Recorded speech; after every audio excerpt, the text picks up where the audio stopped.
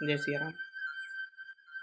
आज बात करेंगे करवा चौथ की कि इस कार्तिक कृष्ण पक्ष के चतुर्थी का नाम करवा चौथ कैसे पड़ा और इसमें क्या किया जाता है। तो कार्तिक कृष्ण पक्ष के चतुर्थी का व्रत करने से पति की लंबी आयु होती है, अर्थात यह व्रत सुहागवती स्त्रियों के लिए विशेषकर, और जीवन के सारे पाप नष्ट हो जाते हैं और जीवन सुखमय रहता है। यह इसका महात्म्य है। सुहागवती स्त्रियां अपने पति की लंबी आयु के लिए इस व्रत को करती हैं। इसका विधान क्या है? तो सुबह स्नान इत्यादि से निवृत्त होकर के संकल्प लेना चाहिए, शिव परिवार का पूजन करना चाहिए, पार्वती जी का, गणेश जी का, कार्तिकेय का और शिव जी का। यदि इनकी मूर्तियां ना हो उपलब्ध तो 4 सुपारियां रख करके उनका पूजन करना चाहिए, शिव, पार्वती, कार्तिकेय और गणेश जी का। सुपारियों में गंधाक्षत, पुष्प, धूप, दीप और प्रसाद लगा करके शाम के समय जब चंद्रोदय हो जाए तो शिव, पार्वती और गणेश कार्तिकेय जी का पूजन करके चंद्र भगवान को अर्घ देना चाहिए। अर्घ देने के बाद अपने पति का पूजन करना चाहिए गंधाक्षत पुष्प से चंदन लगा करके, और उसके बाद में उनसे आशीर्वाद लेना चाहिए और फिर उनके द्वारा जल ग्रहण करके इस व्रत को खोलना चाहिए। इस व्रत को निर्जल रहना चाहिए सुबह से शाम तक, जब तक चंद्रोदय ना हो।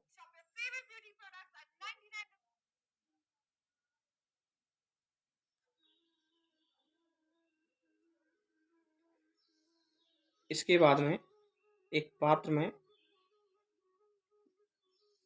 में थोड़े से चावल, उड़द की दाल और सुहाग की सामग्री रख करके अपनी सास को या ननद को या किसी पड़ोसन को, किसी सुहागवती स्त्री को वह सामग्री दे करके उनसे आशीर्वाद लेना चाहिए कि मेरा भी सुहाग इसी तरह बना रहे।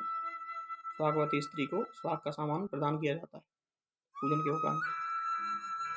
तो यह तो विधि हो गई पूजन की। अब इसकी कथा क्या है कि कार्तिक कृष्ण पक्ष के चतुर्थी का नाम करवा कैसे पड़ा, करवा चौथ क्यों कहते हैं इसको।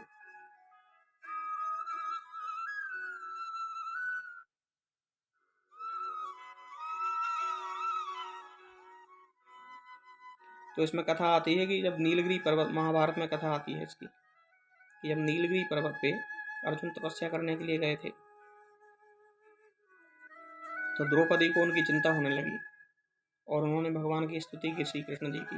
भगवान प्रकट हो गए और फिर उन्होंने भगवान से पूछा कि हे प्रभु, मेरे स्वामी अर्जुन नीलगिरी पर्वत पे तपस्या कर रहे हैं और वह किसी संकट में ना हो, ऐसा कोई संकट उनके ऊपर ना आए, उनकी दीर्घ आयु हो।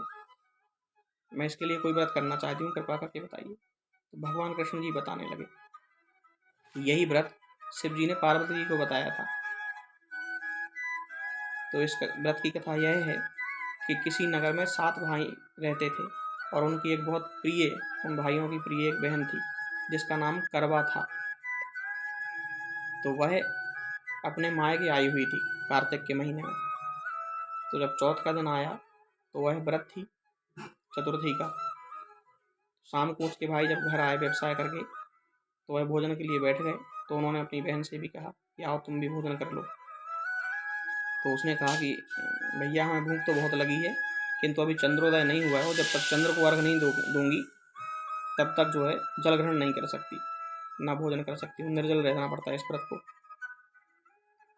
तो एक भाई को बहुत दया आई, छोटा सा भाई था वो। तो वो एक दीपक जो है पीपल के वृक्ष के पास रखाया, ऊपर पीपल के वृक्ष की डाल पे, और बहन से आके बोला कि देखो वो ज्योति दिख रही है तुम्हें, वो चंद्र ही उदय हो गया है चतुर्थी का, और जल अर्घ दे करके और भोजन कर लो हमारे साथ।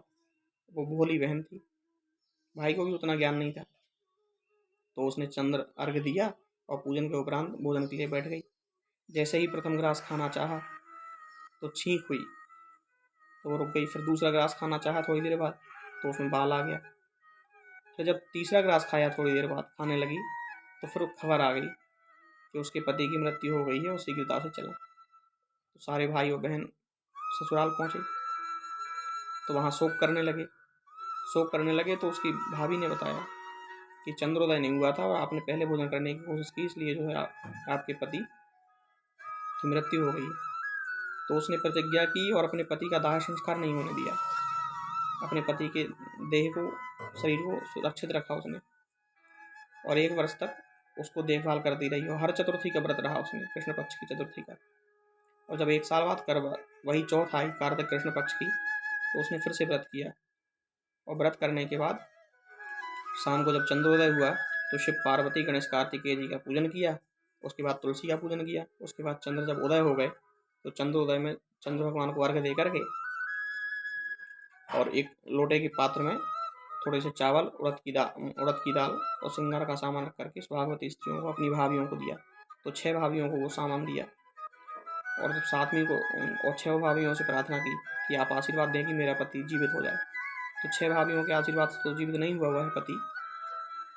7वीं भाभी ने अपनी सबसे छोटी कनिष्ठा उंगली काट के और उसके पति के मुख में रख दी, तो जिससे वो उसका पति जीवित हो गया। तो तब से यह कार्तिक कृष्ण पक्ष चतुर्थी का नाम करवा चौथ हो गया, क्योंकि करवा के तप के प्रभाव से उसका पति जीवित हो गया था, और इसलिए यह चौथ करवा चौथ के नाम से जाने लगे। तो यह इसकी कथा है, और इसका व्रत जो है पति की लंबी आयु के लिए सुहागवती स्त्रियां करती हैं। जय श्री कृष्ण। हाँ, आज पूर्वांचल में चंद्रोदय होगा 7:51 पे शाम को रात्रि में, और दिल्ली क्षेत्र में पश्चिम में भारत में चंद्रोदय होगा 8:30 बजे। तो जो पूर्वांचल में रहता हो वो 8 बजे के बाद पूजन करे, चंद्र को अर्घ्य प्रदान करे, और जो दिल्ली तरफ रहता हो वो 8:32 के बाद पूजन प्रारंभ करे। जय श्री कृष्ण।